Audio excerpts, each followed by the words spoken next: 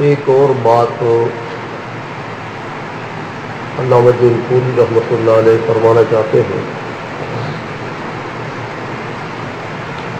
کہ میاں آگے الہیات کی بات آ رہی ہے،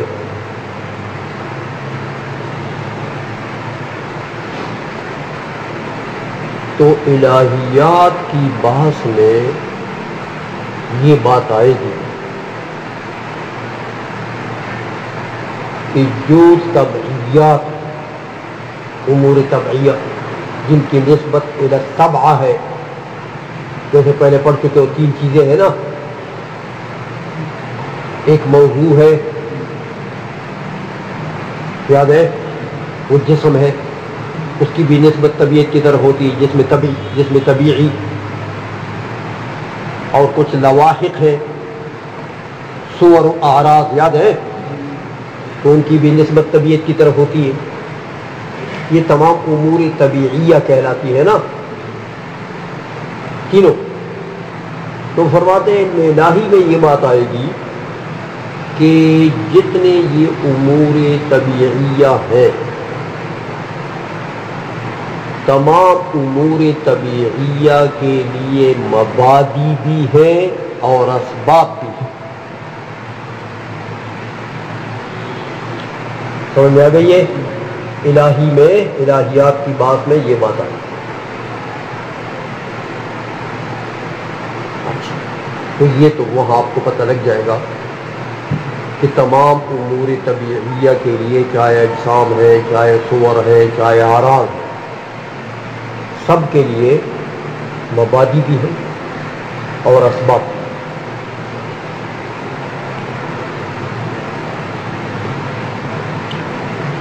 شیخ ابو علی سینا کی کتاب جو شفا ہے، اس میں ایک بحث ہے کتاب البرہان۔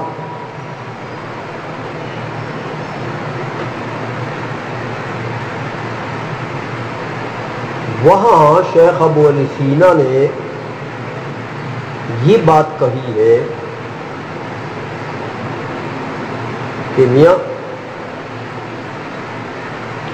جن جن چیزوں کے لیے مبادی اور اسباب ہیں، جیسے میں نے آپ کو بتا دیا کہ الہیات میں آ جائے گا کہ امور طبیعیہ کے لیے مبادی بھی ہیں، اسباب بھی۔ تو شیخ نے کہا کتاب البرہان میں کہ جن چیزوں کے لیے مبادی اور اسباب ہوں،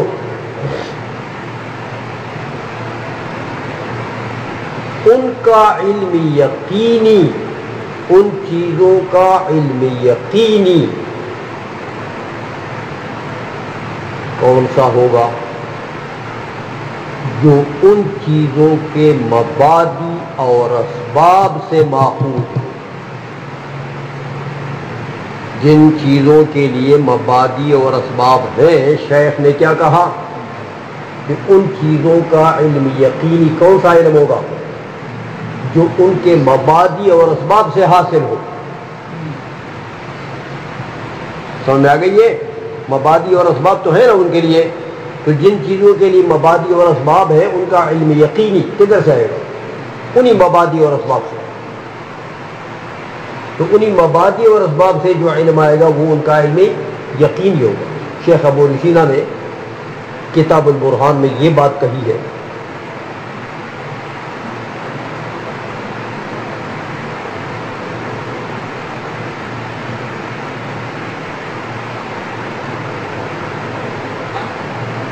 تو میاں ان دونوں چیزوں کو ملا کر الہیات کی بات کو بھی،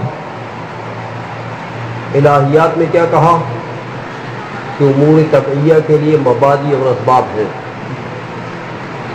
شیخ کی بات کو اس طرح ملا لو۔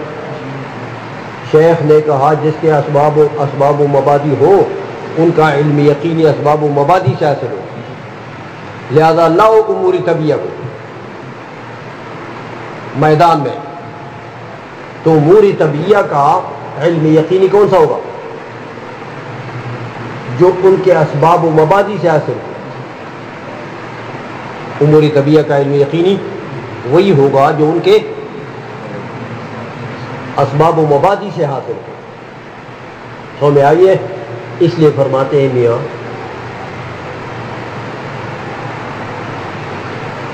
فلا بد فی معرفت الامور الطبعیۃ من حیث حدودها التي هي مبادئ تصوریۃ لهذا العلم. امور طبعیہ کی معرفت یعنی امور طبعیہ کا علم حقیقی کے لیے ضروری ہے کہ آپ کو امور طبعیہ کے حدود اور رسوم معلوم. حدود حد کی جمع ذاتیات سے جو تعریف ہوتی ہے. جب مبادی ہے تو حدود مبادی سے مرکب ہوتے ہیں میاں. حد ذاتیات سے مرکب ہے, ذاتیات مبادی ہیں. سمجھائیے تو لہذا امور طبعیہ کا علم یقینی کون سا ہوگا؟ جو آپ کو امور طبعیہ کے حدود سے معلوم ہو جائے. سمجھ آئیے؟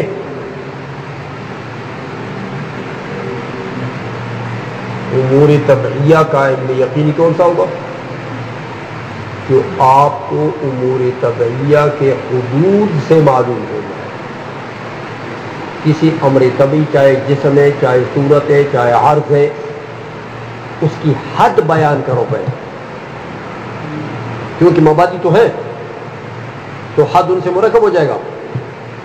تو ان کی حد معلوم کرو اور حد سے پھر یہ معرف جو ہے یہ اس کو آپ پہچانیں.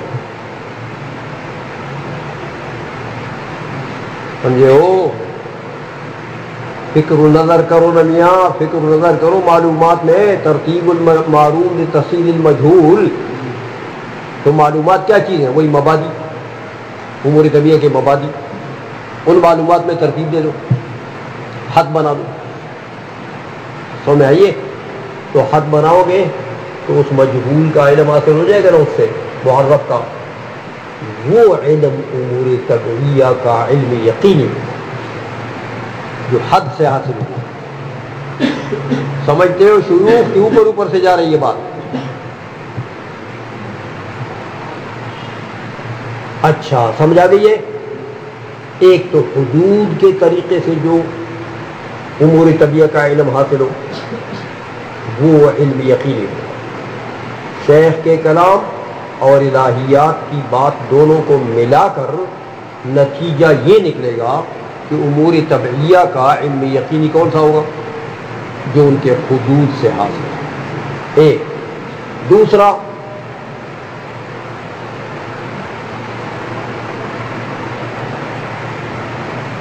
وَمِنْ حَيْثُ أَحْكَامِهَا الَّتِي هِيَ مَسَائِلُ لَهُ. سمجھائیے؟ اور اس فن کے امور طبعیہ کے احکام الَّتِي هِيَ مَسَائِلُ لَهُ. سمجھائیے؟ وہ احکام جو اس علم کے وہ کیا ہے؟ مسائل.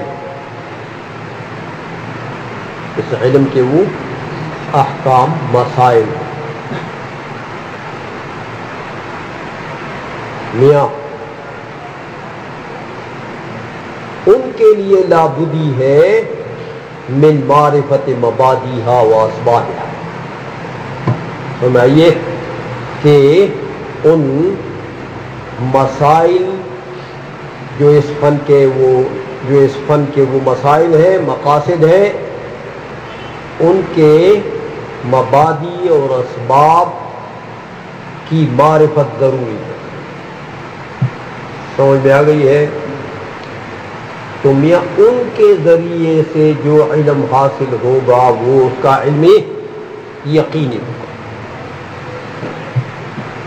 سمجھ میں آ گئی ہے؟ شیخ اور الہیات کے دونوں کلاموں کو ملا کر نتیجہ یہ نکلا کہ امور طبعیہ کا علم حقیقی وہی ہوگا جو ان کے حدود سے معلوم ہو, اور اس فن کے جو احکام ہیں, جو اس فن کے مسائل ہیں, ان کے مبادی اور اسباب سے معلوم ہو. سمجھ میں آ گئی ہے؟ اچھا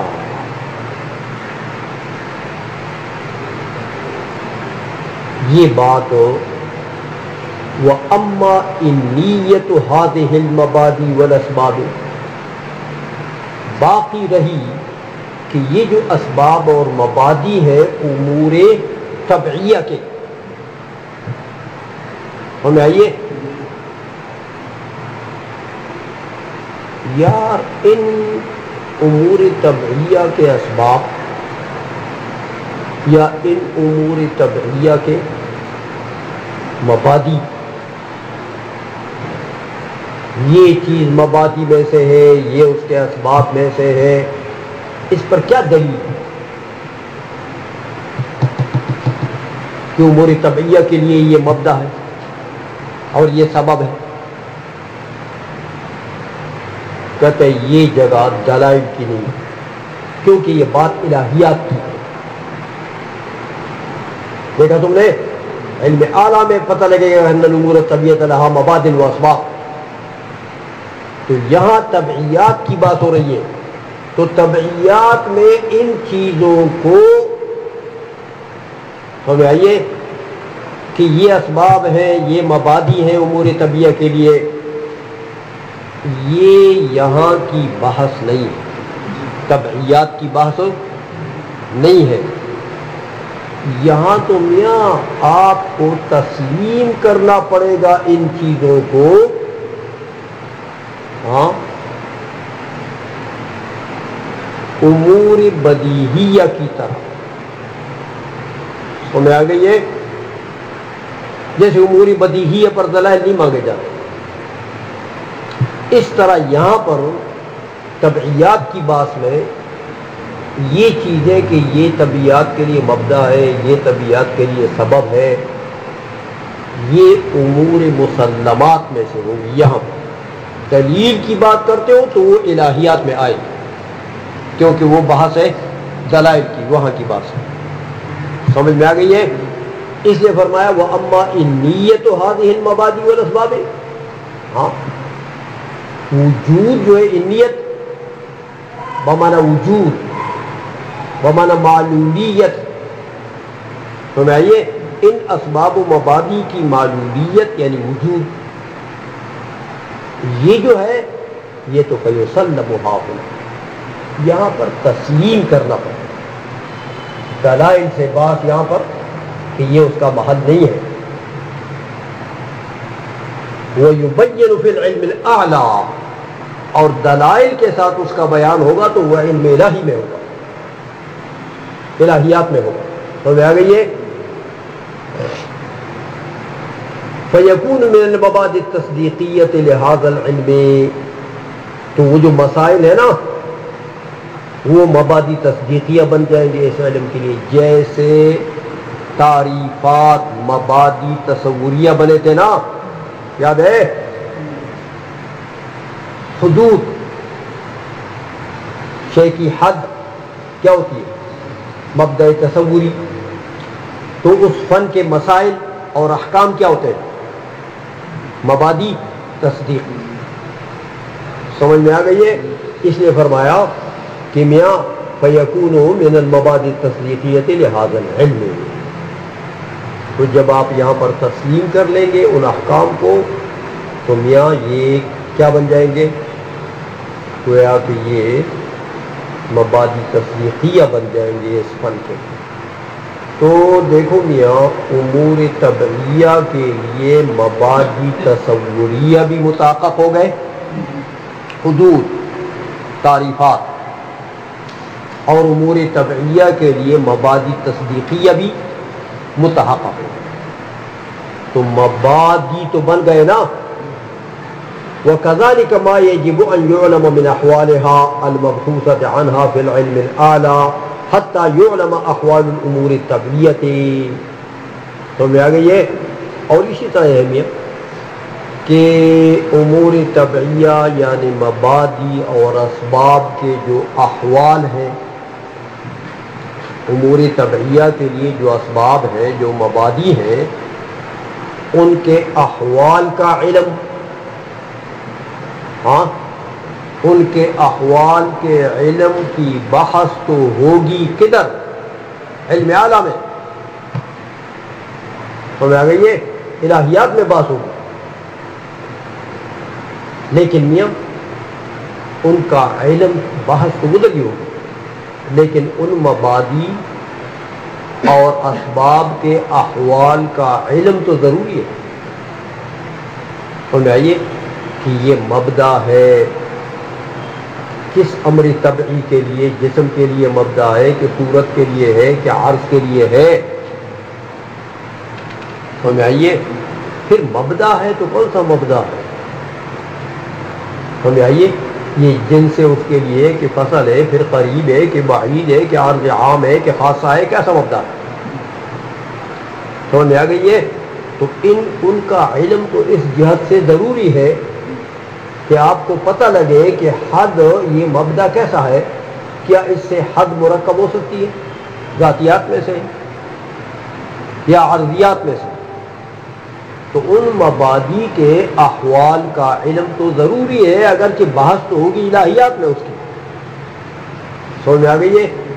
تاکہ مبادی تصوریہ یا مبادی تصدیقیہ کس میں داخل ہے یہ پہچانا جا سکے۔ سمجھ میں آ گئی ہے؟ اچھا، حتی یعلم احوال الامور الطبعیۃ، تاکہ امور طبعیہ جو جسم ہے یا صورت ہے یا عرض ہے ان کے احوال یعنی عوارض ذاتیہ کا علم ہو جائے گا۔ سمجھ میں آئیے؟ اچھا، یہ تو احوال ہے اسباب اور مبادی کے، تو ان کا علم ضروری ہے، اگرچہ دلائل کی بات جو ہے وہ وہاں پر ہوگی الہیات میں، لیکن وہ اما ماہیاتها، باقی رہی اسباب و مبادی کی ماہیت۔ دیکھو، ایک اسباب و مبادی کے احوال و عوارض ہیں، ان کے متعلق تو بتا دیا، لیکن مبادی اور اسباب کی ماہیات اور ذوات سمجھائیے تو کہتے ہیں فتتحقق وتوضح هاهنا، اس کی تحقیق اور وضاحت اسی طبعیات کے بات میں ہوگی، یہ الہیات کی بات نہیں ہے، یہ یہاں طبعیات میں ہوگی کہ بھئی مبادی اور اسباب کی ماہیت کیا ہے، اس کی حقیقت کیا ہے۔ تو یہ بحث یہاں کی طبعیات کی، اس لیے فرمایا فتتحقق وتوضح هاهنا، اس کی تحقیق اور وضاحت یہاں ہوگی یعنی طبعیات میں۔ وَيَكُونُ مِنَ الْمَبَادِئِ التَّصَوُّرِيَّةِ، سمجھائیے، اور وہ ماہیات کا علم کیا ہوتا ہے؟ تصور۔ سمجھائیے، تو ماہیات کا جب علم کی تحقیق یہاں ہوگی اور ماہیت کا علم تو تصور ہے، لہذا وہ مبادی تصوریہ بنیں گے۔ آئی سمجھ میں؟ اس لیے فرمایا وَيَكُونُ مِنَ الْمَبَادِئِ التَّصَوُّرِيَّةِ۔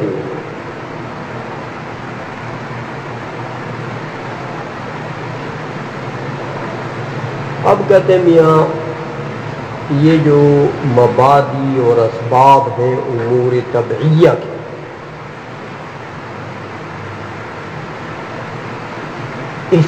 ان کی دو قسمیں، اسباب کی بھی دو قسمیں، مبادی کی بھی دو قسمیں۔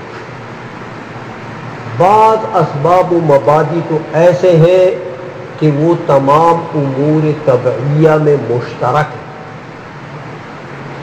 امور طبعیہ میں مشترک ہے، یعنی وہ اجسام ہے کہ صور ہے کہ اعراض ہے، سب میں پائی جاتی ہے۔ سمجھ آئیے؟ اور بعض اسباب و مبادی ایسے ہیں کہ وہ اسباب و مبادی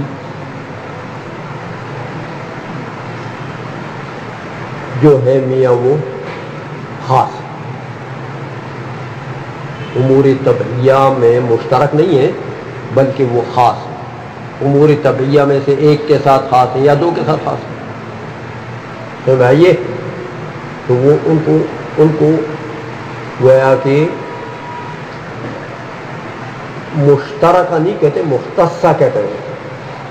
سمجھ آئیے؟ یہ دو قسم کے ہیں، تو جو مشترک ہیں میاں وہ تو بمنزل جنس ہو گئے. سمجھ میں آ گئی ہے؟ اور جو خاص ہے وہ بمنزل فصل. تو فصل سے تعیین ہو جاتی ہے نا، جنس میں تو ابہام ہوتا ہے، اشتراک ہوتا ہے. اس لیے فرماتے ہیں ثم اذا كانت هناك مبادئ واسباب مشترکۃ بین الطبیعیات. ہاں، جب ان امور طبیعہ میں مبادئ اور اسباب مشترکہ بین الطبیعات ہو تو یعرف بها الامور العامة منها، وہ مشترک ہے تو امور عامہ کی معرفت ان سے حاصل ہوگی کہ وہ مبادئ اور اسباب جہاں پائے جائیں گے مشترکہ ہوں گے تو پتہ لگے گا کہ وہ امور عامہ ہے. تو میں یہ اچھا وہ اسباب مختصۃ یعرف بها الامور الخاصۃ منها. تو میں آئیے اور بعض مبادئ اور اسباب جو خاص ہیں تو ان سے معرفت حاصل ہوگی کس کے؟ امور طبیعہ خاصہ کی. امور طبیعہ خاصہ کی. سمجھ میں آ گئی ہے؟ اب جب دو قسم کے ہو گئے یہ اسباب و مبادئ کی مشترکہ اور خاصہ، تو کہتے ہیں یار جو مشترکہ ہو وہ عام ہے نا، کئیوں کو شامل ہے، اور جو مختصہ ہے وہ تو ایک کے ساتھ خاص ہے. تو اعم جو ہے وہ احق بالتقدم ہے. لہذا جو امور مشترکہ ہیں ان کی بات ہم پہلے کریں گے، جو مختصہ ہیں ان کی بات ہو بات. سمجھ میں آ گئی ہے؟ اس لیے فرمایا فَيَنبَغِي أَن يُبْتَدَأَ فِي التَّعْلِيمِ بِالْمَبَادِئِ وَالْأَسْبَابِ الْمُشْتَرَكَةِ. تعلیم و تدریس میں گویا کہ ابتدا کس سے کرنا چاہیے؟ مبادئ اور اسباب مشترکہ سے ابتدا کرنی چاہیے، ان کو مقدم کرنا چاہیے. التي يعرف بها الامور العامة، جو اسباب ہیں امور عامہ کی معرفت کے لیے ان کا ذکر پہلے ہونا چاہیے. فإن العامة كالجنسیات، کیونکہ جو امور مشترکہ ہیں عام ہیں وہ ایسی ہے جیسے جنس ہوا کرتی ہے کسی چیز کے لیے. جنس سمجھ میں آ گئی ہے؟ تو جنس باعتبار تحقق تو عام ہے نا میاں فصل سے، کہ جنس کا تحقق تو افراد میں ہوگا نا. تو چونکہ عام ہے تو اس کے افراد بہت ہیں تو اس کا تحقق بھی بہت ہے. تو جب تحقق عام ہے اور اس کا تحقق بہت سی جگہوں میں ہے تو وہ عارف بھی ہوگا نا، لوگ اس کو پہچانیں گے بھی زیادہ بنسبت ایک امر خاص کے. کہ امر خاص کا تحقق تو کسی ایک فرد میں ہوگا نا، تو پتہ نہیں اس ایک فرد کو تم جانتے بھی نہیں جانتے. تو جنس تو 1000 جگہ میں متحقق ہو جائے گا تو اس کو تو ضرور جانو گے. سمجھ میں آ گئی ہے؟ اس لیے فرمایا کل جنسیات، وہ امور عامہ جو ہے وہ تو کل جنسیات ہے، تو اعرف من الخاصۃ، وہ زیادہ معروف ہوں گے کس سے؟ امور خاصہ سے، تو ان کا تحقق تھوڑا ہوگا. کن نوعیات، جیسے نوعیات، دیکھو میاں حیوان اور انسان. حیوان کیا ہے؟ جنس. انسان کیا ہے؟ نوع. اب یہ بتاؤ کہ حیوان کا تحقق بہت افراد میں ہے کہ انسان کا تحقق بہت افراد میں ہے؟ حیوان کے تحقق زیادہ افراد میں ہے نا، لہذا وہ عارف ہوگا نا، سب لوگ جانتے ہوں گے یار حیوان کس کو کہتے ہیں. اور انسان کا تحقق کم افراد میں ہے لہذا اس سے وہ عارف نہیں ہوگا. سمجھ میں آئیے؟ اس لیے فرمایا کہ کل جنسیات اعرف من الخاصۃ کن نوعیات، امور خاصہ کی مثال جیسے نوعیات. وذلك واجب في الجنسیات والنوعیات، ہاں اذا عرف النوعیات بحدودها المشتملة على الجنسیات. ہاں جنسیات اور نوعیات میں کہتے ہیں یہ بات ضروری ہے لیکن جب نوع کی تعریف آپ کر رہے ہو، ہاں بحدودہا، نوع کی تعریف آپ کر رہے ہو اور تعریف میں حد کا ذکر کرتے ہیں، حد کا، تو میاں حد میں جنس بھی آئے گی، فصل بھی آئے گی۔ آپ انسان کی تعریف کرتے ہیں، انسان نوع ہے نا، تو اس کی تعریف بالحدود کیسے ہو؟ ہاں آپ کہتے ہیں یار حیوان ناطق، تو میں آئیے تو اس کے لیے جنس بھی آ جائے گی، اس میں فصل بھی آ جائے گی۔ المشتمل، وہ جو حدود ہے وہ مشتمل ہوتے ہیں علی الجنسیات، جنس پر بھی مشتمل۔ فإن المعرفة بجزء الحد اقدم من معرفة المحدود، ہمیں آئیے حد کی جز یعنی جنس، جز کی معرفت کل کی معرفت سے مقدم ہوگی۔ اے میاں اجزاء کو جانو گے تو پھر ان سے ترقی کر کے کل کو جانو گے نا، وہی مفید ہوں گے نا کل کی معرفت کی، تو جز کی معرفت کل کی معرفت سے مقدم ہو گئی ہے، لہذا حد کی معرفت محدود کی معرفت سے مقدم ہوگی، کیونکہ ترتیب المعلوم ہے، یہ تو معلومات ہے، لتحصیل المجہول، اور وہ معرف جو تو مجہول ہے، تو اس کی معرفت مقدم ہو جائے گی۔ تو میں آ گئی ہے وذلك واجب في الجنسیات والنوعیات اذا عرف النوعیات بحدودها، جب تعریف کی جائے نوعیات کی حدود کے ساتھ، وہ حدود جو مشتمل ہو علی الجنسیات، فإن المعرفة بجزء الحد اقدم من معرفة المحدود، ہمیں آئیے جو حد کے جز کی معرفت محدود کی معرفت سے مقدم ہوگی ہے۔ آئی سمجھ میں؟ وَأَمَّا سَائِرُ الْأُمُورِ الْعَامَّةِ وَالْخَاصَّةِ فَلَهَا أُسْوَةٌ مَا بِهِمَا، باقی جنس اور نوع کے علاوہ باقی جو امور عامہ ہے، جیسے عرض عام ہے جنس کی طرح ہے عموم میں، خاصہ ہے فصل کی طرح ہے خصوص میں، تو کہتے ہیں جنسیات اور نوعیات کے علاوہ جو باقی امور ہیں، ہاں امور عامہ ہے کہ خاصہ ہے، فَلَهَا أُسْوَةٌ مَا بِهِمَا، ہاں تو ان کو اسی طرح سمجھنا چاہیے جس طرح جنسیات اور نوعیات کو سمجھا، ہاں ان کے لیے اسوہ ہے، نصیحت آموز سبق ہے، یعنی اقتداء ہے۔ کس کی اقتداء ہے؟ باقی جو امور عامہ یا امور خاصہ ہے وہ تابع ہے، مقتدی ہے، کس کے؟ یہ جنسیات اور خاصہ، جنس اور نوع کے، فرمائیے اس لیے فرمایا اسوۃ ما بہما، فإن الأعم،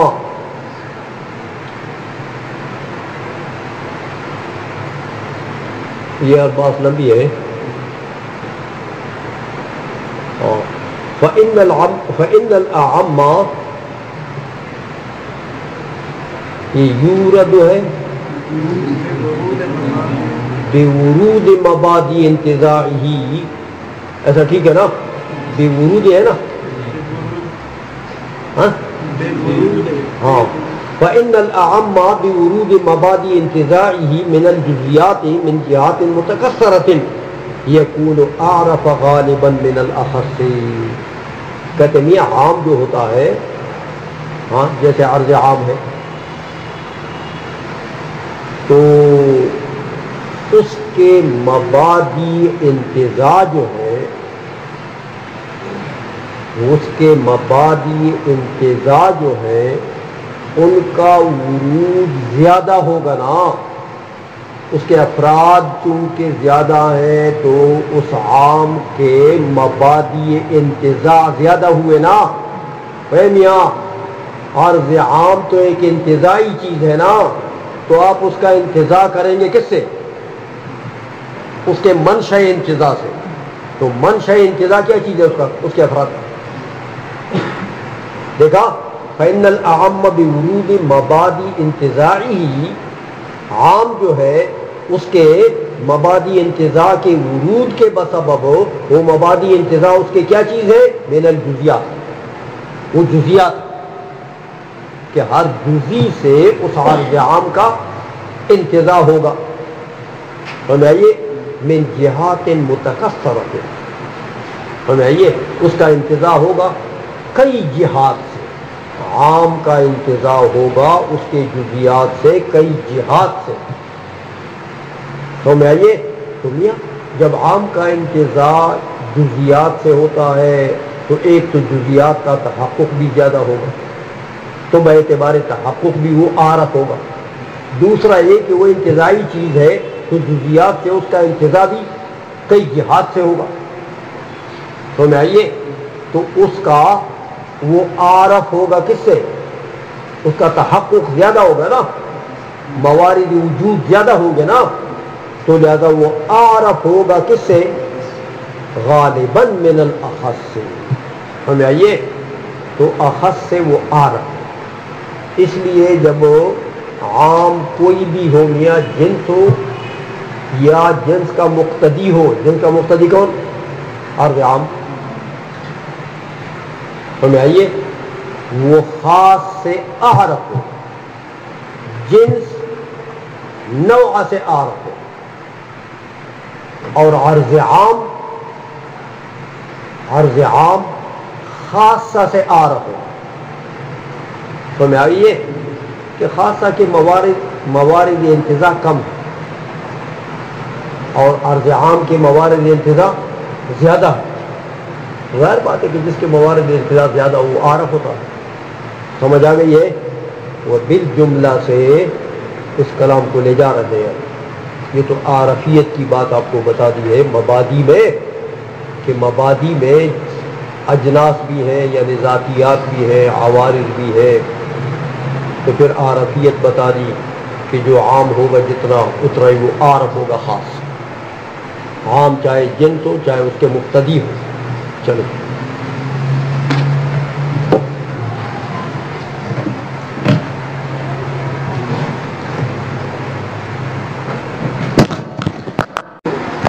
جملہ سے پہلے ایک قاعدہ ذکر کر دیا کہ جو عام ہوگا وہ اعرف ہوگا اخص. یاد ہے بات کہ اس کے موارد استعمال زیادہ ہوتے ہیں نا، تو ظاہر بات ہے کہ جس کے موارد استعمال زیادہ ہوں وہ عارف ہوگا. خاص کے موارد استعمال کم ہے لہذا وہ عارف ہو نہیں ہوگا. اب اسباب و مبادی کے متعلق بتاتے ہیں کہ عام کے بھی کچھ اسباب و مبادی ہوں گے، خاص کے بھی کچھ اسباب و مبادی ہوں گے. تو میاں جیسے عام اعرف تھا خاص سے، اسی طرح عام کے اسباب و مبادی اعرف ہوں گے خاص کے اسباب و مبادی سے. سمجھے ہو بات؟ عام اعرف تھا تو عام کے اسباب اور مبادی وہ بھی اعرف ہو کس سے؟ کس کے مبادی سے؟ خاص کے مبادی اور اسباب سے. کیونکہ عام کے جو مبادی اور اسباب ہوں گے میاں وہ عام کے طرف مفضی ہوں گے نا. خاص کے اسباب خاص کے طرف مفضی ہوں گے. اے میاں عام کے اسباب و مبادی سے عام کی معرفت حاصل ہوگی، خاص کے اسباب و مبادی سے خاص کی معرفت حاصل ہوگی. تو ظاہر بات ہے کہ جب عام عارف ہے تو اس کے مبادی بھی عارف ہوں گے، اس کے بھی موارد استعمال زیادہ ہوں گے، مبادی کے بھی اسباب کے بھی. خاص عارف نہیں ہے تو اس کے مبادی اور اسباب بھی عارف نہیں ہوں گے کہ ان کے موارد استعمال بھی کم ہوں گے. تو کیسے عارف ہو جائیں گے؟ سمجھ آ رہی ہے؟ وہ بالجملہ سے قیاس کر رہے ہیں کہ جیسے ہم نے بتایا کہ عام عارف ہے خاص سے، تو بس سمجھ لو کہ عام کے جو مبادی اور اسباب ہوں گے وہ بھی عارف ہوں گے خاص کے مبادی اور اسباب سے. ترجمہ کرو گے وبالجملۃ فكذلك ما يكون وسيلة الى معرفة العام. خلاصہ کلام یہ ہے کہ اسی طرح ہوگا وہ جو شے وسیلہ بنے معرفت عام کے لیے وہ کون ہے کیا شے وسیلہ بنتی ہے من مبادیہ و اسبابہ عام کے مبادی اور وہ اسباب وہ بھی ایسے ہوں گے. کیسے ہوں گے یعنی عارف ہوں گے جیسے عام عارف تھا اس کے مبادی اور اسباب بھی عارف ہوں گے. ینبغی ان یقدم تو عارف کو مقدم کیا جاتا ہے نا تو ان کو بھی اس کے مبادی اور اسباب کو بھی مقدم کرنا چاہیے. حالا ما یکون وسیلۃ الی معرفۃ الخص اس چیز پر جو معرفت خاص کے لیے وسیلہ بنے. کیا چیز وسیلہ بنے گی من مبادیہ و اسبابہ یہ ہم نے بیان ہے اس کے لیے. سمجھ آ گئی ہے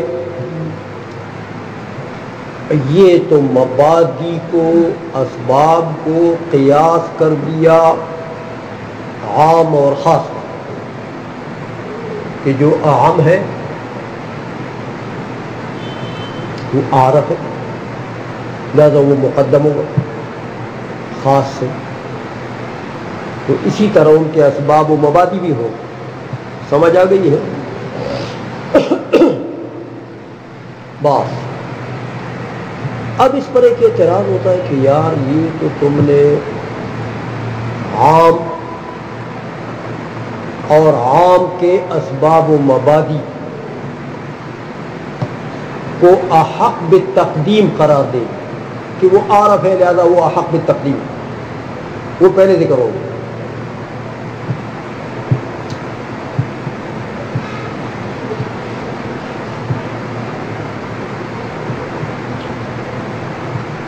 تو یہ بات تو ایسی نہیں ہے.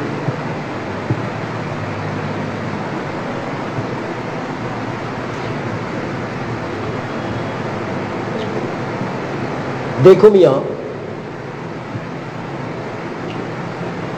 عموم خصوص کی اگر بات ہے تو نوع اور جنس نوع خاص ہے اور جنس اس سے عام ہے نہیں. لیکن مقاصد کی تمامیت انواع سے ہوتی ہے اجناس سے نہیں ہوتی ہے. اے میاں تم نے پڑھا جنس میں کیا ہوتا ہے ابہام. تو مبہم چیز سے مقصد حاصل ہو جاتا ہے. نوع میں تعین ہوتی ہے کہ فصل جب آ جائے جنس کے ساتھ مل جائے تو نوع بن جائے گا. تو ابہام ختم کر دیا نا کس نے فصل نے. تو نوع میں ابہام نہیں ہوتا تعین ہوتی ہے اور جنس میں ابہام ہوتا ہے.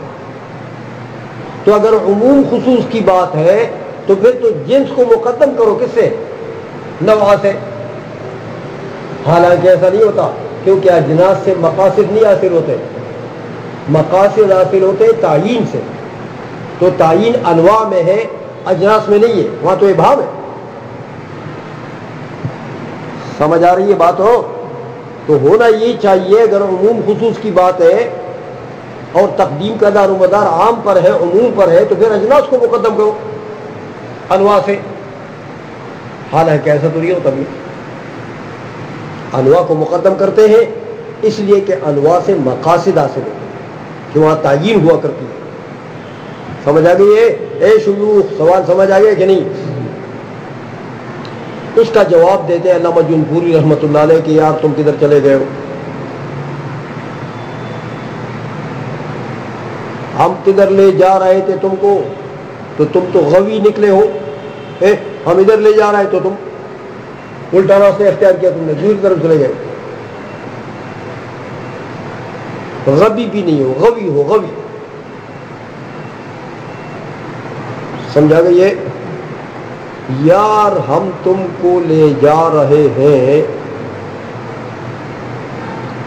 کدھر لے جا رہے ہیں؟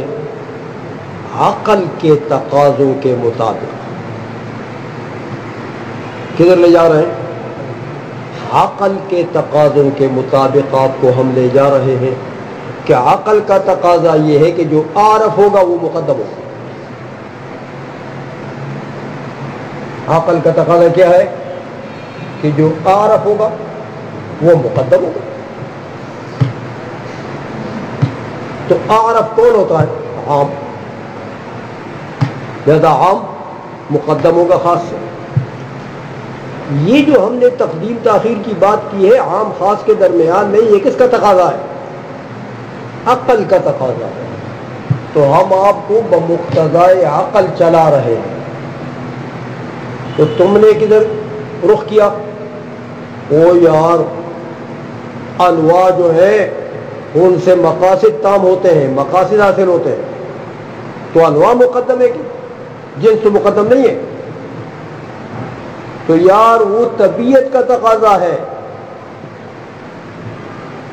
وہ انواع کو مقدم کرنا، اجناس کو مؤخر کرنا، وہ کس کا تقاضا ہے؟ عقل کا.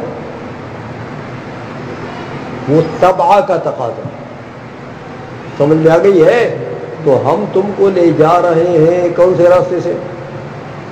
عقل کا جو تقاضا ہے اس راستے سے. تم کدھر چلے گئے ہو؟ جو طبع کا تقاضا ہے اس کا. تو طبع کا تقاضا تو یہاں عقل کے تقاضے کے خلاف ہے. ہمیں آئیے کہ طبیعت تو دیکھتی ہے کہ یار مقصد ہمارا کدھر پورا ہوگا، تعین کدھر ہوگی مراد کی. تو مراد کی تعین کدھر ملتی ہے؟ انواع میں. اجناس میں تو ابہام ہے. سمجھے ہو؟ تو یہ طبیعت کا تقاضا ہے کہ انواع مقدم ہوتے ہیں اجناس کے اوپر. ہاں، اور ہم تمہیں لے جا رہے تھے کدھر؟ عقل کے تقاضے کے مطابق. ہم نے جو کہا کہ عام مقدم ہوتا ہے خاص سے، وہ تقاضا تھا کس کا؟ عقل کا تقاضا. تو دونوں کے مقتضی کو پہچان لو. وہاں مقتضی ہے عقل، یہاں مقتضی ہے طبع. اس لیے مخالفت ہے. سمجھ آ گئی ہے؟ تو یار ہم تمہیں کدھر لے جا رہے تھے؟ تو تم غوی نکلے ہو، دوسری طرف رخ کیا تو نے. سمجھ آ گئی ہے؟ ترجمہ کرو گیا. وما ذکرنا من عرفیت الاعم من الاخص. اور یہ جو ہم نے ذکر کیا کہ اعم جو ہے وہ عارف ہوتا ہے اخص سے، انما هو عند العقل. یہ عقل کا تقاضا ہے کہ عام عارف ہوتا ہے اخص سے، تو عارف احق بالتقدیم ہے. یہ کس کا تقاضا ہے؟ عقل کا تقاضا. سمجھ میں آ گئی ہے؟ وَذَلِكَ هُوَ الْمَنظُورُ هَا هُنَا. اور یہ کتاب معقولات کی ہے نا، حکمت کی کتاب ہے. تو حکمت میں بحث قرآن و حدیث پر تو مبنی نہیں ہوتی، عقلیات پر مبنی ہوتی ہے. سمجھ میں آ گئی ہے؟ اس لیے یہاں پر بحث منظور ہے مقتضائے عقل سے. جو عقل کا تقاضا ہوگا اس کی بات ہوگی. سمجھ آ گئی ہے؟ اس لیے فرمایا وَذَلِكَ هُوَ الْمَنظُورُ هَا هُنَا. ہا ہونا بمانا علوم حکمیہ، کہ علوم حکمیہ میں منظور جس کی طرف نظر ہے، جو مقصود ہے، وہ یہی چیز ہے جو عقل کا تقاضا. سمجھ آ گئی ہے؟ وَأَمَّا عِنْدَ الطَّبِيَّةِ. اگر طبع کے تقاضے کو لو تو فالامر بالعکس، پھر تو معاملہ الٹا ہے. طبیعت کا تقاضا عقل کے تقاضے کے برعکس ہے. فإن الغاية التي تقصدها الطبيعة بالذات. کیونکہ وہ مقصود جو طبیعت کی مقصود بالذات ہے، جو انتہا، جو غایت ہو مقصود بالذات ہے طبیعت کے لیے. انما هي النوعیات دون الجنسیات. طبیعت کا مقتضا بالذات جو ہے وہ تو کیا ہے؟ نوعیات، جنسیات نہیں ہے. سمجھ میں آ گئی ہے؟ کیوں کہ فَإِنَّ النِّظَامَ إِنَّمَا يَتِمُّ بِالْأَنْوَاعِ، کہ نظام نوعی جو ہے وہ انواع سے تام ہوتا ہے۔ دیکھو میاں، انسان کی ایک طبیعت نوعیہ، طبیعت نوعیہ کا تقاضا ہوتا ہے نوع کے نظام کی اصلاح، نوع کے نظام کو صحیح چلانا۔ سمجھ آ گئی ہے؟ اب دیکھو میاں، نوع میں نظام چلتا ہے، انسانی نوع میں ایک سسٹم چل رہا ہے، ایک نظام چل رہا ہے۔ کیسے چل رہا ہے؟ کہ کہیں کوئی مرتا ہے تو کچھ پیدا ہوتا ہے، تو دیکھو میاں نوع کا تقاضا ہے نا کہ پیدائش بھی ہو تو موت بھی ہو، طبیعت نوعیہ کا تقاضا ہے۔ اے میاں اگر موت نہ آئے تو یہ چمڑے تو ہمارے اوپر خشک ہو جائیں گے، تو زندگی میں مردار ہوں گے ہم، بدبوئی جائے گی، زندہ ہوں گے، موت کیوں نہیں ہے؟ تو زندہ مردار ہوں گے کہ نہیں ہوں گے؟ اس لیے طبع کا تقاضا ہے، طبیعت انسانی کا تقاضا ہے کہ موت آنی چاہیے، تاکہ عزت میں تو دنیا سے جاؤ۔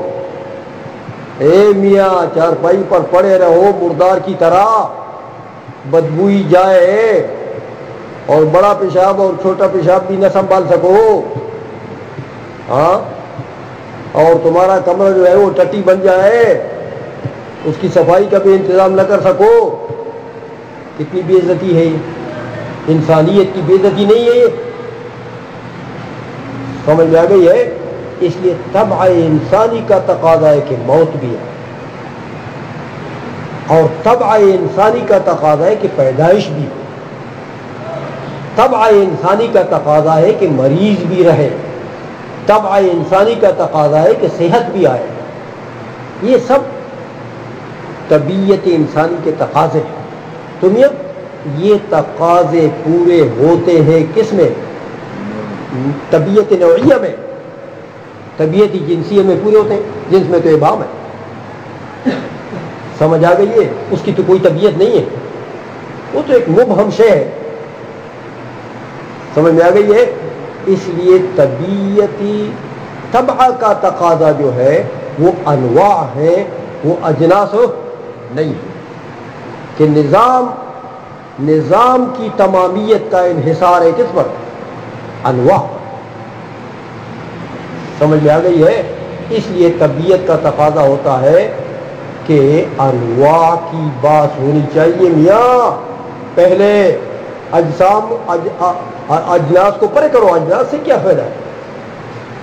وہ تو ابہام ہے، مبہم ہے، ابہام ہے، اس کا تو کوئی فائدہ نہیں ہے اس سے بات کرنا۔ سمجھ آ گئی ہے شیوخ؟ سمجھ رہے ہو؟ اس لیے فرمایا کہ میاں وَأَمَّا عِنْدَ الطَّبِيَّةِ فَالْأَمْرُ بِالْعَكْسِ، طبیعت کے تقاضے کو دیکھو گے تو معاملہ برعکس ہے کہ فَإِنَّ الْغَایَةَ الَّتِي تَقْصُدُهَا الطَّبِيَّةُ بِالذَّاتِ، کہ وہ غایت وہ جس کا قصد کرتی ہے طبیعت بالذات، انما ہی النوعیات دون الجنسیات، طبیعت بالذات تقاضا کرتی کس کا؟ نوعیات کا، جنسیات کا تقاضا نہیں کرتی ہے طبیعت۔ وَإِنَّ النِّظَامَ، کیونکہ نظام نوعی جو ہے انما یتم بالانواع، میاں اس کا اتمام ہوتا ہے انواع سے، اس لیے فتقصدها الطبیعۃ الکلیۃ، اس لیے اس کا طبیعت کلیہ تقاضا کرتی ہے، طبیعت کلیہ بالنوع، جو طبیعت نوعیہ ہے وہ اس کا تقاضا کرتی ہے۔ سمجھ رہے ہو بات کو؟ تو طبیعت کے تقاضے کو دیکھو تو معاملہ برعکس ہے میاں، وہاں پہ خاص کو مقدم رکھا جاتا ہے۔ خاص کون ہے؟ نوع۔ عام کو مقدم نہیں رکھا جاتا جو جنس ہے۔ لیکن عقل کے تقاضے کو دیکھو تو پھر عام مقدم ہے کہ وہ عارف ہے، لیکن یہاں فلسفہ کیونکہ علوم عقلیہ میں سے ہے نا میاں، تو یہاں تو بات ہوگی کس کے؟ عقل کے تقاضے سے، طبع کے تقاضے کی بات ہو. یہ علم طب نہیں ہے. ہاں طب میں بات ہوتی ہے طبیعت کے تقاضوں سے. یہ مر رہا ہے، کیوں مر رہا ہے؟ یار اس کا تو دل فیل ہو گیا. سمجھ آ گئی ہے؟ یہ تو ٹی بی کا مریض ہے یار، اس کو تو کینسر ہو گیا ہے، یہ مر رہا ہے کینسر. وہ فلاں کا بچہ پیدا ہو، تو بچہ کیوں پیدا ہو گیا یار؟ اس کی بیوی حاملہ ہو گئی تھی نا، پیدا ہو گیا، طبع کا تقاضا ہے. سمجھ میں آ گئی ہے؟ تو یار ان چیزوں سے تو بات ہوتی ہے کدھر؟ ہاں طب میں بات، یہ طب نہیں، یہ عقلیات کی باتیں یہاں ہو. آئی سمجھ میں؟ فإن النظام إنما يتم بالأنواع فتقصد الطبيعة الكلية وأما الأجناس فإنما تقصدها الطبيعة بالطبع. اجناس سے اگر بات طبعیات میں ہوتی ہے، طبع کے تقاضے میں، تو وہ تو بالطبع بات ہوتی ہے. قصداً و بالذات بات ہو اجناس سے نہیں ہوتی ہے، کہ ان سے نظام کا تعلق نہیں ہے بھی اجناس سے. سمجھ آ گئی ہے؟ وَلَوْ كَانَتْ مَقْصُودَةً بِالذَّاتِ، اگر اجناس مقصود بالذات ہوتے تو لَتَمَّ النِّظَامُ بِهَا، تو اجناس سے نظام نوعی تام ہو جاتا. تو تام ہوتا ہے جنس میں تو سرے سے تعین ہی نہیں ہے. سمجھ آ گئی ہے؟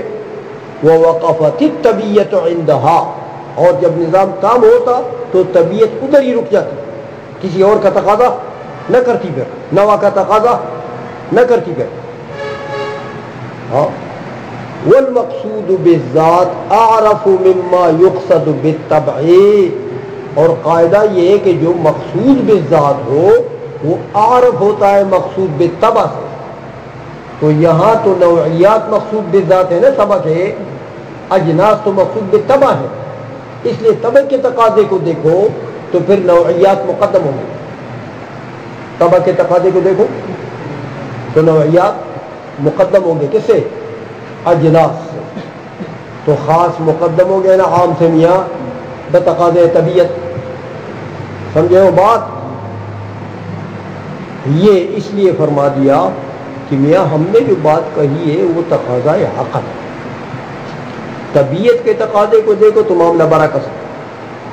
پھر طبیعت کے نزدیک تو جو خاص ہے وہ مقدم ہے، یعنی نوعہ، کیونکہ وہ مقصود بالذات ہے اور جنس مقصود بالطبع ہے. تو مقصود بالذات مقدم ہوتا ہے، مقصود بالطبع سے. سمجھ میں آ گئی ہے؟ اچھا ہو گیا. سمجھ رہے ہو شیوخ کہ نہیں سمجھ رہے ہو؟ جو بات ہو رہی ہے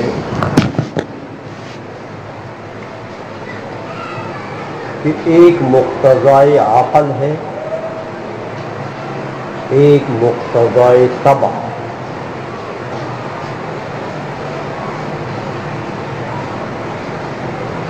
یاد ہے؟ تو مقتضائے طبع میں میاں جو خاص ہے وہ اعرف ہے. یاد ہے؟ عام سے خاص کیا ہے؟ عارف. مقتضائے طبع میں. اور مقتضائے عقل میں الٹا تھا نا.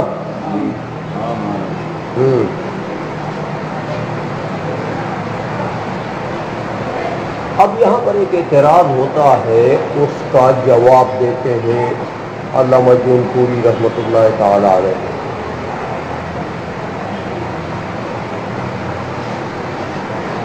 فرماتے تم نے یہ کہا کہ مقتضائے طبع میں اخص اعرف ہے، کس سے؟ اعم سے. یاد ہے؟ سنیے،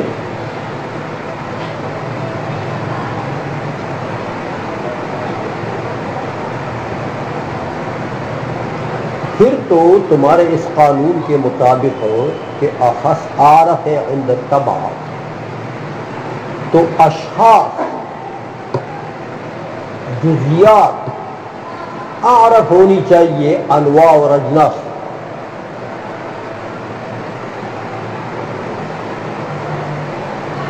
جزیات خاص ہے نبی، نوع جزی سے عام ہے، جنس اس سے بھی عام ہے. تو تم نے بمقتضائے طبع قانون یہ بنایا کہ اخص عارف ہوتا ہے اعم سے، تو پھر تو جزیات عارف ہونی چاہیے کس سے؟ انواع سے، اجناس سے. حالانکہ ایسا تو نہیں ہے. سمجھ میں آ گئی ہے؟ ہونا تو یہی چاہیے کہ شخصیات، جزیات یہ عارف ہے انواع سے اور اجناس سے. کیونکہ تم نے کہا خاص عارف ہوتا ہے، تو جزئی خاص ہے. سمجھو بات؟ کہتے میاں ایسا ہے نہیں. کیوں نہیں ہے؟ تو کہتے میاں یہ جو جزیات ہوتی ہیں نا، یہ لیست مقصودۃ بالذات فی الطبیعت، طبیعت کلیہ سے مقصود بالذات شخصیات نہیں ہوتے. سمجھ آ گئی ہے؟ تو جب مقصود بالذات ہی نہیں ہے شخصیات ہو، ارادے کا تعلق ہی نہیں ہے شخصیات سے، تو عارف کیسے ہوگا؟ بات سمجھ رہے ہو؟ شروع کھوپڑی کے اندر جا رہی ہے کہ بات جا رہی ہے؟ تو تم نے تو قانون بنا دیا ہے کہ طبع کا تقاضا یہ کہ اخص عارف ہوتا ہے اعم سے. تو ہونا یہ چاہیے تمہارے قانون کے مطابق ہو کہ جزیات، شخصیات یہ عارف ہوں کس سے؟ انواع اجناس سے. حالانکہ ایسا نہیں، کیونکہ جزیات سرے سے مقصود ہی نہیں. سمجھائیے؟ تو جو شے مقصود نہیں ہے یار، جس کے ساتھ قصد و ارادے کا تعلق ہی نہیں ہے، وہ کیسے عارف ہو سکتی ہے؟ یہ سوال یہاں پر ایک سوال ہوتا تھا، اس کا جواب دینے کے لیے یہ عبارت چلائی کہ وما ذکرنا من عارفیت اخص عند الطبیعت من الاعم انما هو بین الانواع والاجناس. یہ جواب دے کہ میاں ہم نے جو یہ قاعدہ بنا دیا کہ خاص طبیعت کے اعتبار سے خاص جو ہے یہ عارف ہے اعم سے، یار یہ ہم نے کلیہ نہیں بنایا کہ تم نے دوسروں کو ملا کر، شخصیات کو لا کر انواع و اجناس سے ان کو عارف قرار دیتے ہو، اسی پر قیاس کرتے. یہ ہم نے قاعدہ کلیہ نہیں بنایا، یہ جزیہ ہے، کلیہ نہیں ہے. یہ قاعدہ خاص ہے صرف، سمجھ آئیے، صرف انواع و اجناس کے حد تک محدود ہے. سمجھ آئیے؟ نہیں سمجھے ہو؟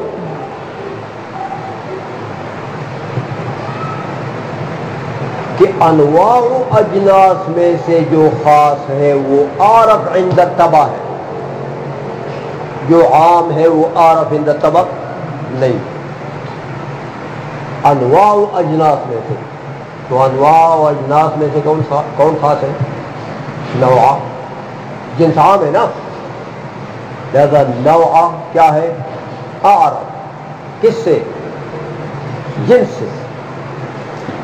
تو یہ قانون ہم نے صرف انواع و اجناس کے درمیان عارفیت اور غیر عارفیت کے لیے بنایا. یہ ہر خاص و عام کے لیے نہیں ہے میاں کہ تم ادھر سے شخصیات بھی لاؤ، اجناس اور انواع بھی اس کے مقابلے میں. سمجھ آ گئی ہے؟ یہ سوال کا جواب ہو دے دیا. ترجمہ کروں میاں. وما ذکرنا، اور ہم نے جو بات ذکر کی ہے، من عرفیت الاخص عند الطبیعت من الاعم، کہ عند الطبیعت جو ہے وہ خاص عارف ہوتا ہے اعم سے. یہ جو قاعدہ ہم نے بنایا یہ مطلقاً نہیں ہے، یہ کلیہ نہیں ہے.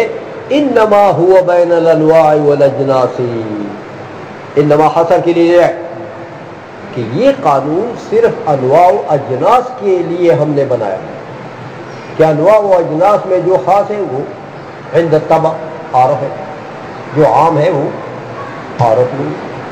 تو ظاہر بات ہے کہ نوع خاص ہے انواع و اجناس میں سے اور جنس عام ہے. لہذا جب خاص یہ قاعدہ جزیہ ہے اور یہ اسی کے لیے بنایا تو فلا یردو.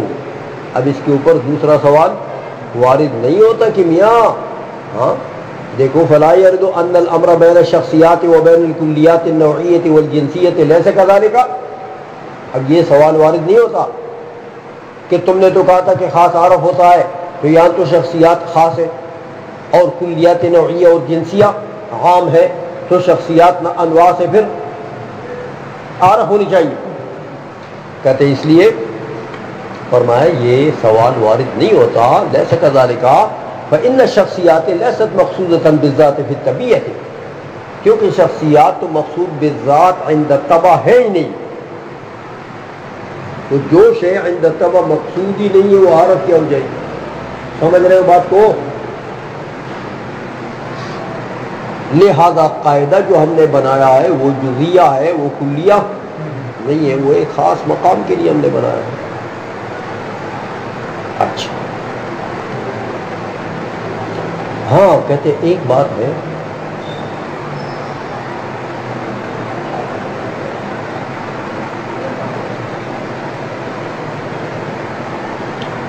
اللہم الا فی الطبیعۃ الجزیۃ الخاصہ. سمجھئے طبیعت جزیہ خاصہ جو ہے وہ بات اور ہے. کبھی کبھی ایسا ہوتا ہے کہ کوئی طبیعت جزیہ خاصہ مقصود ہوتی ہے تو وہ پھر الگ بات سمجھ میں آ گئی ہے. لیکن ویسے عام طور پر شخصیات کے ساتھ قصد و ارادے کا تعلق نہیں ہوتا. شخصیات کے ساتھ شخصیات مقصود نہیں ہوتے عام طور پر. اور کہتے دیکھو میاں وَلَوْ كَانَتِ الشَّخْصِيَاتُ مَقْصُودَةً بِالذَّاتِ فِي الطَّبِيَّةِ الْكُلِّيَّةِ لَنْ تَقَضَ النِّظَامُ الْكُلِّ بِفَسَادِهَا. اگر مقصود بالذات شخصیات ہوتے عند الطبع تو میاں مقصودی چیز اگر شخصیات ہوتے تو اگر شخصیات میں فساد آ جائے تو نوعی نظام میں فساد آ جانا چاہیے. کیونکہ مقصود بالذات اگر یہ ہو تو مقصودی چیز میں اگر فساد آ جائے تو پھر تو فساد معتبر ہوگا نا، تو پھر نوعی نظام میں فساد آ جانا چاہیے. حالانکہ آتا کچھ نہیں آتا، شخصیات میں فساد آ جاتا لیکن نوعی نظام میں کوئی فساد نہیں آتا. نوعی نظام ٹھیک ٹھاک چل رہا ہے. ہمیں آئیے اے میاں شخصیت تو کبھی بیمار ہے تو کبھی صحت مند ہے تو کبھی اس کو ٹی بی ہے تو کبھی اس کو کینسر ہے تو کبھی اس کو کچھ ہے.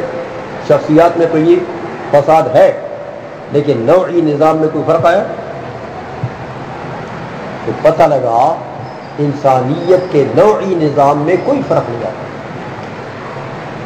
اے میاں کتنے بڑے لوگ، کتنی بڑی شخصیات دنیا سے چلی گئی تو انسانیت کے نوعی نظام میں کوئی فرق آیا؟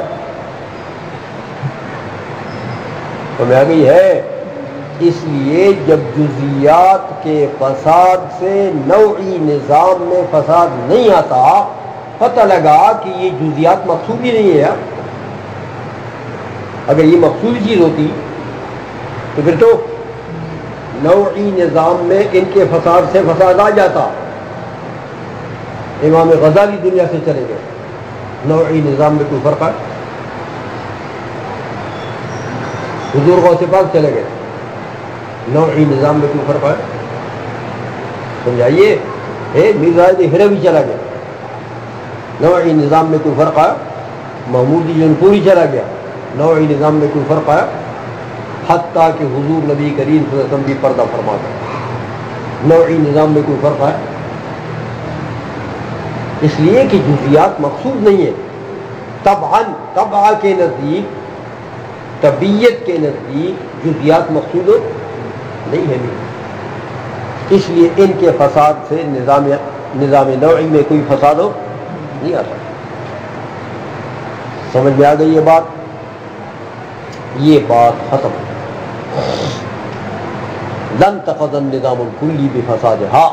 اگر یہ مقصود ہوتے, جزیات شخصیات مقصود ہوتے, تو شخصیات کے فساد سے پھر نظام کلی میں, نظام نوعی میں فساد ضرور آتا, حالانکہ نہیں آتا.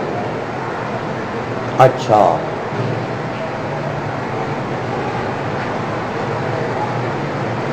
اب کہتے ہیں یہ ایک اور بات بتاتا ہوں.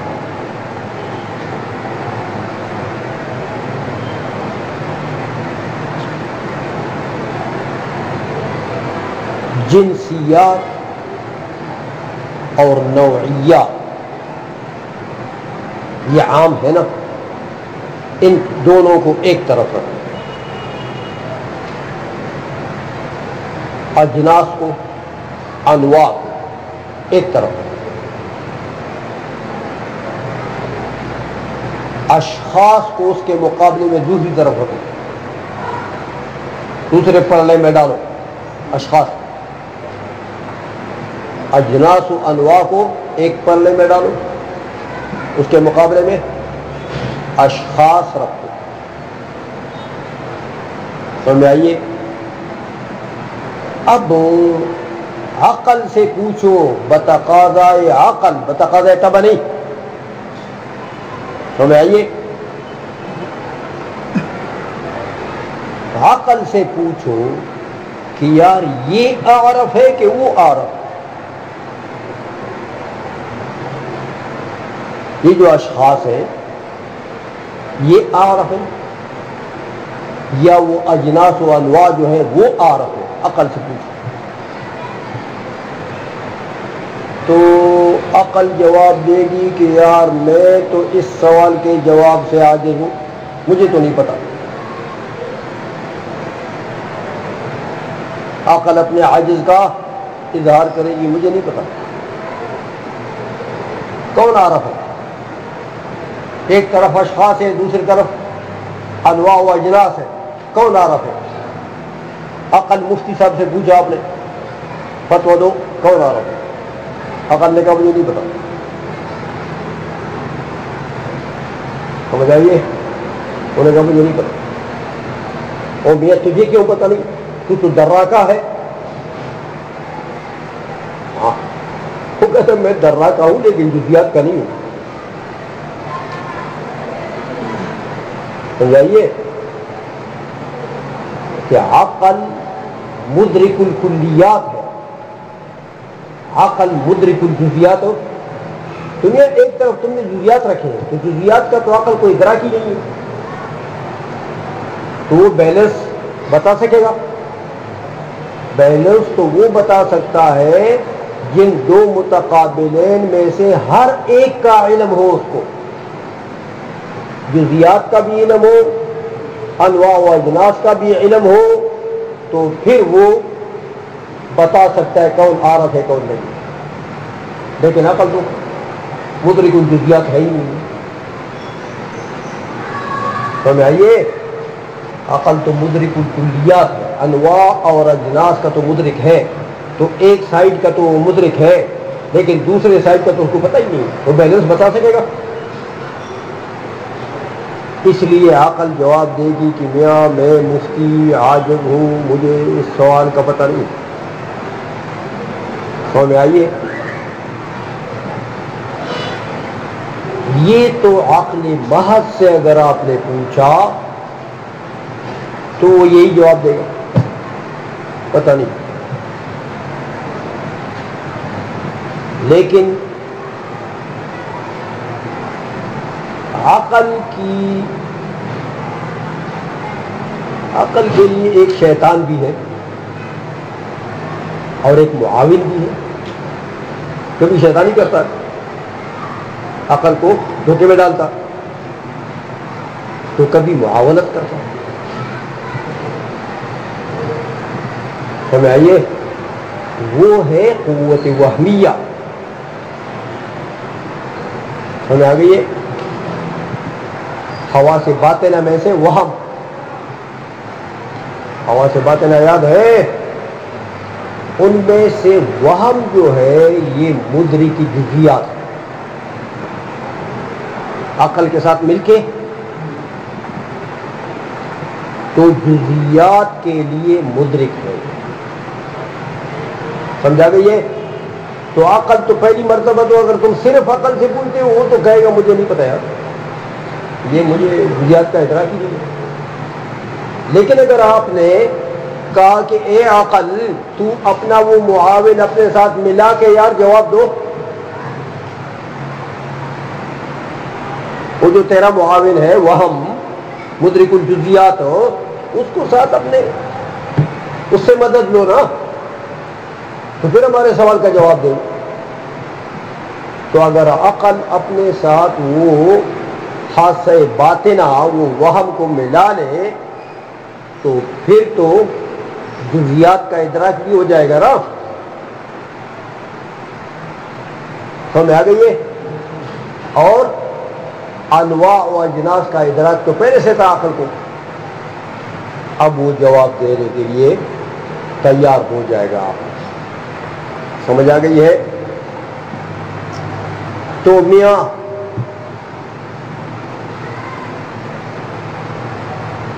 سمجھ میں آ گئی ہے؟ اچھا، تو اب جب اس نے قوت وہمیہ کو ساتھ ملا دیا اور وہم سے عقل نے مدد لی، اب آپ نے اس سے سوال کیا کہ بتاؤ شخصیات عارف ہیں کہ انواع و اجناس عارف ہیں؟ وہ جواب دے گا یار شخصیات عارف ہیں، جزیات عارف ہیں. سمجھ میں آ گئی ہے؟ وجہ اے عقل کیوں جزیات عارف ہے؟ وہ جواب دے گا یار کلیات کو دیکھو، کلیات کا انتزاع ہوتا ہے جزیات سے. جزی جو ہے وہ وجود حقیقی رکھتا ہے، لیکن آپ کی جو کلیات ہیں انواع اور اجناس وہ تو انتزاعیات ہیں. نوع کیا چیز ہے؟ کلی انتزاعی ہے. جنس کیا چیز ہے؟ کلی انتزاعی ہے. کس سے انتزاع ہوا؟ اے میاں زید سے انسان کا انتزاع ہوا. زید کو دیکھا تو زید تو وجود نفس امری رکھتا ہے، خارجی وجود رکھتا ہے، لیکن آپ کا انسان کدھر ہے؟ نوع جو ہے انسان نفس امر میں اس کو کہیں دیکھتے ہو چلتا پھرتا انسان ہے کوئی؟ تو کدھر سے آیا انسان؟ زید سے اس کا انتزاع ہوا. تو یہ کلی انتزاعی ہے، اعتباری ہے، اس کا وجود حقیقی ہے ہی نہیں. میاں اعتبار معتبر پر اس کا وجود موقوف ہے. معتبر نے اعتبار کر لیا تو انسان نوع، معتبر نے اعتبار نہیں کیا تو لا شک. سمجھے ہو؟ اس لیے عقل جب وہم سے استمداد کرے گا اور المدد کہے گا کہ یار اب تو آنا میں تو پھنس گیا ہوں کچھ مدد کر، تو وہم جب آ کر ملے گا اور ادراکی جزیات کرے گا تو پھر فتویٰ دے دے کہ یار جزیات عارف ہے. کیوں عارف ہے؟ کہتے ہیں وہ جزی حقیقی رکھتے ہیں، تو آپ کی کلیات پہ انتزاعیات ہیں، ان کا تو وجود حقیقی ہے ہی نہیں، تو عارف کیسے ہو جائے گا؟ سمجھے وہ بات کو ہے شیوخ؟ ترجمہ کرو میاں. وَأَمَّا النِّسْبَةُ بَيْنَ الْأُمُورِ الْعَامَّةِ كَالْجِنسِيَّاتِ وَالنَّوْعِيَّاتِ. ہاں جنسیات اور نوعیات کو ایک طرف رکھو. وَبَيْنَ الْأَشْخَاصِ اور اشخاص کو اس کے مقابلے میں رکھو. پھر نسبت معلوم کرو. ہمیں آئیے فی العرفیت عند العقل کہ میاں عقل سے پوچھو کہ ان دونوں میں عارف کون ہے. نوعیات و جنسیات عارف ہے یا اشخاص عارف ہے. ہمیں آئیے تو میاں فلا تعقل. ہاں عقل میں تو یہ بات آتی نہیں ہے کہ اب وہ فیصلہ دے دے آپ کو نسبت بتا دے. کیوں نہیں آتی کہ میاں اذا اعتبر عرفانہ بمجرد العقل. ہاں جب آپ صرف عقل سے پوچھیں گے وہ کہے گا مجھے تو کوئی پتہ نہیں ہے. کیوں پتہ نہیں ہے کہ اذ العقل لا یدرک الشخصیات بمجرد ذاتہ. کیا عقل کو تو شخصیات کا ادراک ہی نہیں ہے میاں بمجرد ذاتہ. محض عقل ہو تو وہ مدرک الجزیات نہیں ہے. تو ایک پلڑے میں جو چیز آپ نے ڈالی ہے اس کا تو علم ہی نہیں ہو سکتا اس کو. تو نسبت کیا بتائے گا دو چیزوں میں؟ سمجھ آ گئی ہے؟ اچھا بل باشتراک قوت نفسانیت. بلکہ عقل کے ساتھ اگر کوئی قوت نفسانی مل جائے تو پھر جا کے جزیات کے لیے وہ مدرک بن جائے گا. سمجھا گئی ہے؟ قوت نفسانی سے مراد وہ حواس باطنہ میں سے وہم، کیونکہ وہ مدرک الجزیات ہے. سمجھ آ گئی ہے؟ اچھا وَأَمَّا إِذَا اعْتُبِرَ عِرْفَانُهُ بِالِاشْتِرَاكِ. اب اگر آپ نے عقل کے ساتھ قوت وہمیہ بھی ملا دیا اور اب عقل سے پوچھا کہ اب تو بتاؤ نا یار ان شخصیات اور ان نوعیات و جنسیات کے درمیان میں کون سی نسبت ہے، اب فتویٰ دے دے گا. سمجھ آئیے؟ تو وہ پھر کہے گا کہ فالاشخاص اعرف. کیا دے گا فتویٰ؟ کہ جنسیات اور نوعیات سے انواع و اجناس سے زیادہ عارف کون ہے؟ شخصیات ہیں. کیوں میاں؟ کہ اذ منہا تنتزع الکلیات. کہ ان شخصیات سے انتزاع ہوتا ہے کلیات کا. انواع کا نوعات کلی انتزاع یہ اس کا وجود نفل امر کدھر ہے؟ جنس کو ایک کلی انتزاعی ہے، اعتبار معتبر پر موقوف ہے، اس کا وجود نفل امری کیا ہے؟ برخلاف شخصیات کے، جزیات کے. کہ جزیات کا وجود نفل امری ہوتا ہے، تو جس کا وجود نفل امری ہو وہی عارف ہوتا ہے یار. تو عقل پھر جب قوت وہمیہ کا اشتراک ہو جائے گا اس کے ساتھ معاونت ہو جائے گی تو پھر یہ فتویٰ آپ کو دے دے گا کہ شخصیات عارف ہیں انواع و اجناس. سمجھے ہو شیوخ؟ لکنہ مع ذلک یکون ما هو اشبہ بالمعنی العامی اعرف. کہتے ہیں میاں اس کے باوجود کہ شخصیات تو مطلقاً عارف ہے انواع و اجناس سے. سمجھا گئی ہے؟ لیکن پھر بھی شخصیات میں بھی ایک نسبت اور ایک حیثیت کا لحاظ ہے. شخصیات کے آپس میں، شخصیات میں سے پھر کون عارف ہے؟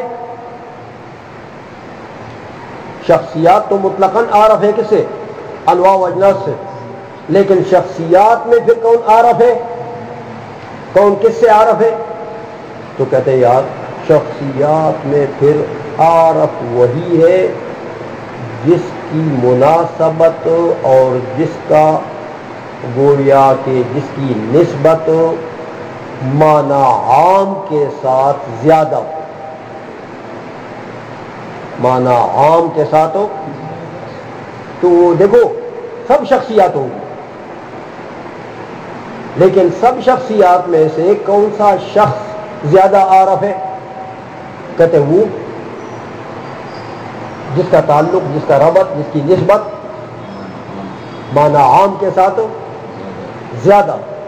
شخصیات میں سے پھر وہ شخص عارف. اس کی ایک مثال دیتے ہیں سمجھانے کے لیے. ہمیں آئیے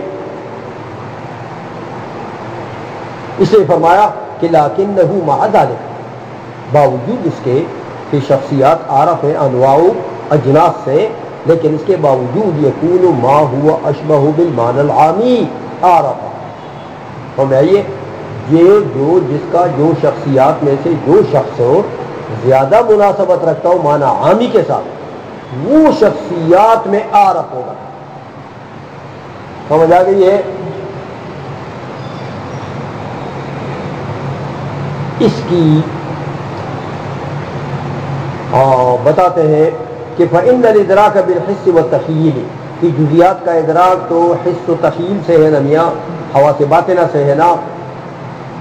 تو یہ تو میاں وإن كان يبتدأ من الشخص، اس ادراک جو حواس باطنہ کے ذریعے سے ہے اس کی ابتدا ہوگی شخص سے، ابتدا ہوگی شخص سے. لیکن من شخص ہوا شد مناسبتا للمعنی العامی، اس شخص سے ابتدا ہوگی جو شخص معنی عامی کے ساتھ زیادہ مشابہت رکھتا، وہاں سے شروع ہوگا، وہاں سے ادراک کی ابتدا ہوگی.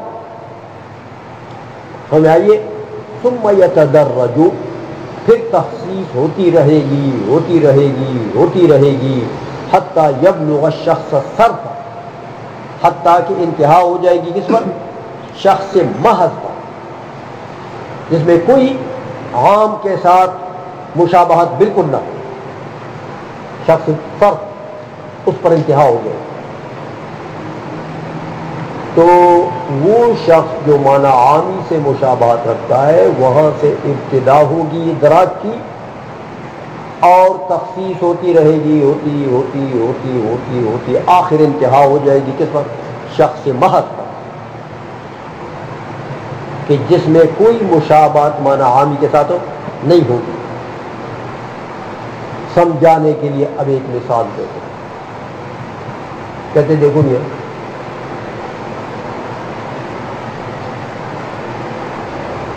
دور سے آپ نے ایک، اصل میں تو حقیقت میں وہاں زید بیٹھا ہوا ہے،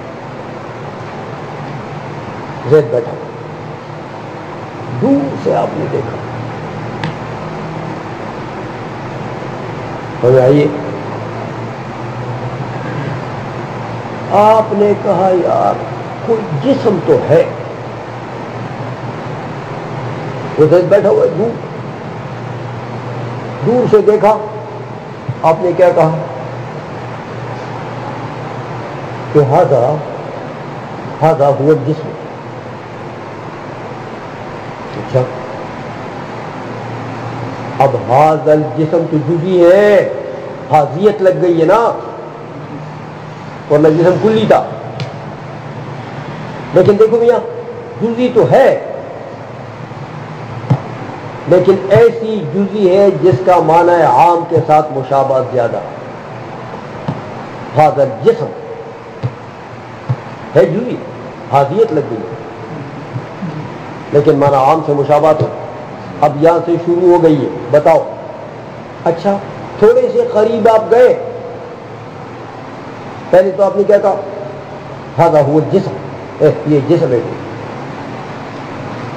سمجھ آ گئی ہے؟ تھوڑے اور قریب گئے تو تم نے کیا کہا؟ یار اس میں تو وہ تو ہلا، حرکت کی اس نے، تو ھذا هو الحیوان. سمجھ آئیے؟ دیکھا بھیا کچھ خاص کی طرف آ گئے. جسم سے حیوان خاص ہے نا، تو ھذا الحیوان یہ بھی جزئی ہے، لیکن اس پہلے والے جزئی سے مشابہت مع العام میں خاص ہے. تو اب آپ خصوص کی طرف آ رہے ہیں. ثم يتدرج، سمجھ آ گئی ہے؟ وہ ہلا، تم نے دیکھا تو ھذا هو الحیوان. اب حیوان ہو گیا. پھر تھوڑے سے اور قریب گئے، آپ نے اس کا سر دیکھا، وہ یار یہ کھوپڑی تو انسان والی معلوم ہوگی، تو پھر تم نے کیا کہہ دیا اس کو؟ ھذا ھو الانسان۔ اب دیکھو حاضیت آ گئی ہے تو انسان، ھذا انسان تو جزئی ہے، لیکن کون سی جزئی ہے؟ جو پہلے والے حیوان سے خاص ہے، سمجھا گئی ہے؟ اچھا تو اور قریب گئے آپ، اور یہ الو کا پٹا تو گئے دے یار ادھر آ کر بیٹھ گیا، ہمیں مصیبت میں ڈال دیا ہے۔